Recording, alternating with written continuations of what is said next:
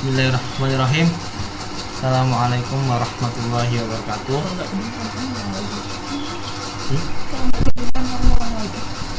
Ya, saya di sini dari kelompok 8 yang beranggotakan Khairun Yusuf, Risma, dan Rina Aditya Dwiastuti.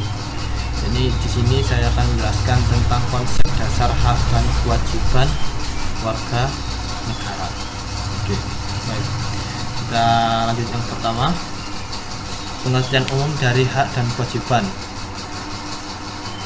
Hak secara umum adalah sesuatu yang sepatutnya diterima seseorang setelah ia memenuhi kewajibannya.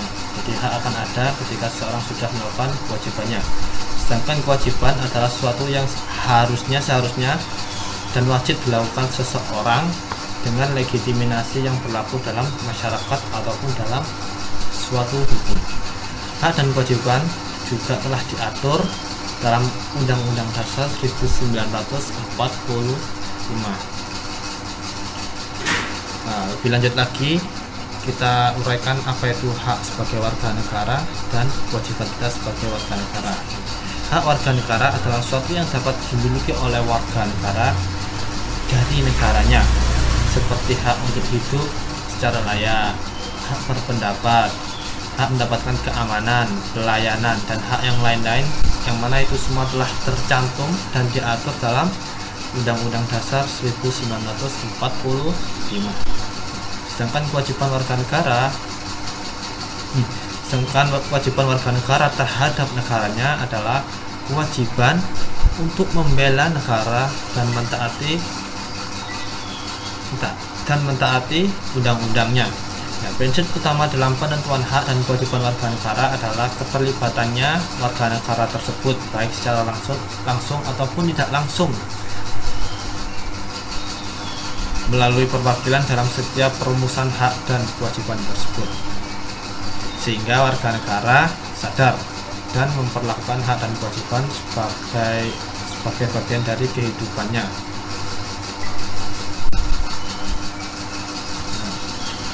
Di sini saya akan memberikan keterangan pasal-pasal mengenai apa saja hak warga negara. Hak warga negara itu sudah banyak tercantum dalam Undang-Undang Dasar 1945. Yang mana yang pertama tercantum pada pasal 27 ayat 2 tentang pekerjaan yang layak. Bagaimana bunyi pasal tersebut? Pasal 27 ayat 2 berbunyi, tiap-tiap warga negara berhak atas pekerjaan dan kehidupan yang layak bagi kemanusiaan. Jadi warga negara mendapatkan haknya untuk pekerjaan dan kehidupannya. Pasal ini berbicara tentang perlindungan dan hak warga negara Indonesia dalam hal pekerjaan dan keseluruhannya sebagai penunjang kehidupan dengan ukuran kriterianya adalah layak bagi kemanusiaan. Terus di pasal selanjutnya, ini pasal 27 ayat 3 tentang pembelaan negara. Bagaimana bunyinya? Setiap warga negara berhak dan wajib ikut serta dalam upaya pembelaan negara. Maksud dari pasal 27 ayat 3 ialah setiap warga negara yang tinggal di wilayah negara Indonesia memiliki kewajiban untuk membela negaranya dari segala ancaman yang ada. Jadi dia memiliki hak untuk membela negaranya karena dia sudah tercantum atau tercatat sebagai warga negara tersebut. Yang selanjutnya pasal 28 hak berpendapat. Nah, ini pasal 28 berbunyi, kemerdekaan berserikat dan berkumpul, mengeluarkan pikiran dengan lisan dan tulisan dan sebagainya ditetapkan dalam Undang-Undang Dasar. Di dalam pasal ini setiap warga negara memiliki haknya untuk mengutarakan pendapatnya. Dan selanjutnya ini pasal 29 tentang kemerdekaan memeluk agama. Pasal 29 bagaimana bunyinya?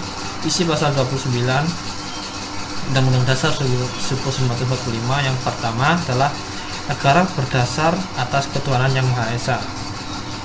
Jadi kewajiban sebagai warga negara atau hak warga negara adalah percaya bahwasanya ada Tuhan yang Maha Esa.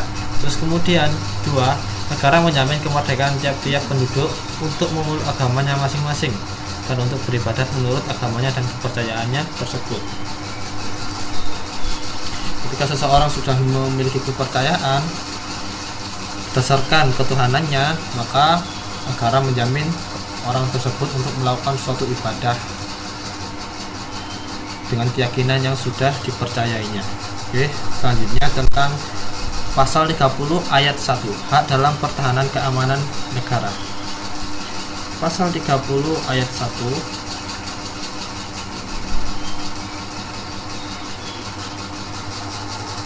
yakni tiap-tiap warga negara berhak dan wajib ikut serta dalam usaha pertahanan dan keamanan negara. Nah, ini pasal 30 ayat 1 ini mengatur tentang hak dan kewajiban. Selain hak juga kewajiban kita sebagai warga negara Indonesia.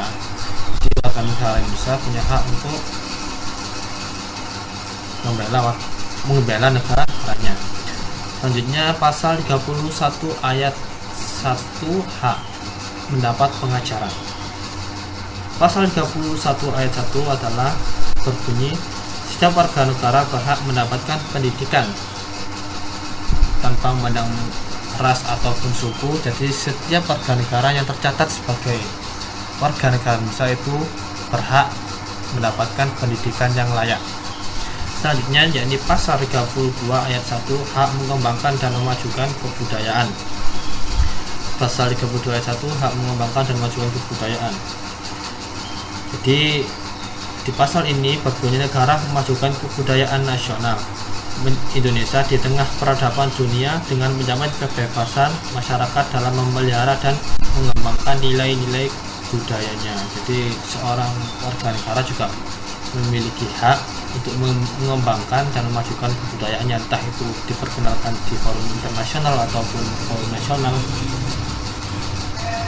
Yang jelas warga negara juga memiliki hak untuk memperkenalkan kebudayaannya. Dari selanjutnya ini pasal 34 tentang fakir miskin dan anak terlantar dipelihara oleh negara.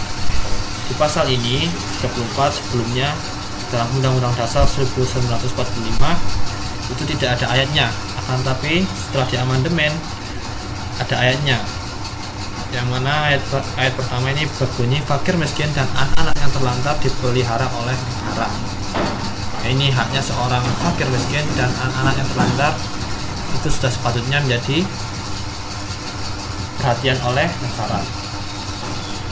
Oke, selanjutnya kita akan membahas tentang kewajiban warga negara. Kewajiban warga negara terhadap negaranya diatur pula dalam Undang-Undang Dasar 1945, yang mana itu telah diatur juga dalam pasal 27 ayat 1 tentang wajib menjunjung hukum dan pemerintahan itu dengan tidak ada pengecualiannya. Nah, ini bunyi pasal 27 ayat 1, yakni segala warga negara bersamaan kedudukannya di dalam hukum dan pemerintahan dan wajib menjunjung hukum dan pemerintahan itu dengan tidak ada kecualiannya. Ketika seorang warga negara sudah memenuhi kewajibannya, yakni menjunjung hukum, mentaati pemerintahan tanpa pengecuali, maka nanti warga negara juga akan mendapatkan haknya. Terus di pasal selanjutnya yaitu pasal 27 ayat 3 yang berbunyi setiap warga negara berhak dan wajib ikut serta dalam upaya pembelaan negara. Tadi sudah saya bahas. Jadi di pasal 27 ini selain membahas tentang hak juga membahas tentang kewajiban kita untuk membela negara. Seseorang punya hak untuk membela negara dan dia ketika sudah tercatat sebagai warga negara juga wajib untuk membela negaranya tersebut. Maksud dari pasal 27 ini, warga negara dan tinggal di wilayah negara Indonesia memiliki kewajiban untuk membela negaranya dari segala ancaman yang ada. Membela negara bukan berarti kita harus berperang. Membela negara itu juga bisa membela dari ancaman dari dalam, tidak harus dari luar. Ya. Seperti apa contoh ancaman dari dalam? Ancaman perpecahan. Contoh dari ancaman perpecahan itu seperti apa? Menyebarnya berita-berita hoax. Maka kita sebagai warga negara tidak mudah menyebarkan berita-berita. Bismillahirrahmanirrahim. Hak dan kewajiban warga negara sebagaimana tertuang dalam berbagai peraturan perundang-undangan sudah tentu perlu dilaksanakan dan ditegakkan, tetapi bagaimana realitasnya akan tergantung kepada beberapa faktor berikut. Yang pertama yakni peraturan perundang-undangan itu sendiri. Dalam kehidupan masyarakat sehari-hari, senantiasa diatur oleh peraturan, baik tertulis dan tidak tertulis. Semua kegiatan warga negara diatur oleh peraturan perundang-undangan yang berlaku. Di Indonesia terdapat hukum tidak tertulis dan hukum tertulis. Keduanya berfungsi untuk mengatur warga negara dalam kehidupan bermasyarakat, berbangsa, dan bernegara. Yang kedua, yakni penyelenggara negara. Penyelenggara adalah pejabat negara yang menjalankan fungsi eksekutif, legislatif, yudikatif, dan pejabat lain yang fungsi dan tugas pokoknya berkaitan dengan penyelenggara negara sesuai dengan ketentuan peraturan perundang-undangan yang berlaku. Penyelenggara negara mempunyai peran penting dalam mewujudkan cita-cita perjuangan bangsa. Hal ini secara tegas dinyatakan dalam penjelasan Undang-Undang Dasar 1945 yang menyatakan bahwasanya yang sangat penting dalam pemerintahan dan dalam hal hidupnya negara ialah semangat para penyelenggara negara dan pemimpin pemerintahan. Penyelenggara harus dapat menjalankan tugasnya dan fungsinya secara optimal sehingga penyelenggara negara berjalan sebagaimana mestinya. Warga negara diwajibkan untuk mematuhi peraturan yang diatur oleh penyelenggara negara dan berhak untuk mendapatkan pelayanan yang optimal dari penyelenggara negara. Sebaliknya, penyelenggara negara juga diwajibkan untuk mampu menyusun peraturan yang menciptakan ketertiban dan kenyamanan warga negara serta melayani warga negara dengan seoptimal mungkin. Yang ketiga yakni kesadaran hukum warga negara. Tujuan utama sadar hukum adalah untuk meningkatkan kesadaran hukum masyarakat yang lebih baik sehingga setiap anggota masyarakat mengetahui, memahami, menyadari, dan menghayati hak dan kewajibannya sebagai warga negara dan warga masyarakat serta menghormati hak asasi manusia dalam kehidupan sehari-hari. Tingginya kesadaran hukum di suatu wilayah akan memunculkan masyarakat yang beradab. Karena itu, kesadaran hukum perlu dibangun sejak dini, tidak harus menunggu setelah terjadi pelanggaran dan penindakan oleh penegakan hukum. Upaya pencegahan ini sangat penting dan harus dimulai dari dalam keluarga sebagai bagian terkecil masyarakat. Kesadaran akan hak dan kewajiban tidak hanya dimiliki oleh pemerintah, tetapi semua komponen masyarakat yang mempunyai tanggung jawab sesuai dengan bidang tugas dan kemampuan yang dimiliki, sehingga dapat meningkatkan kesejahteraan dalam bingkai negara kesatuan Republik Indonesia. Apabila salah satu di antara ketiga faktor tersebut mengandung kelemahan, maka kemungkinan perwujudan hak asasi manusia maupun hak dan kewajiban tersebut tidak akan tercapai dengan optimal. Sekian presentasi dari kelompok 8. Kurang lebihnya kami mohon maaf. Terima kasih. Wassalamualaikum warahmatullahi wabarakatuh.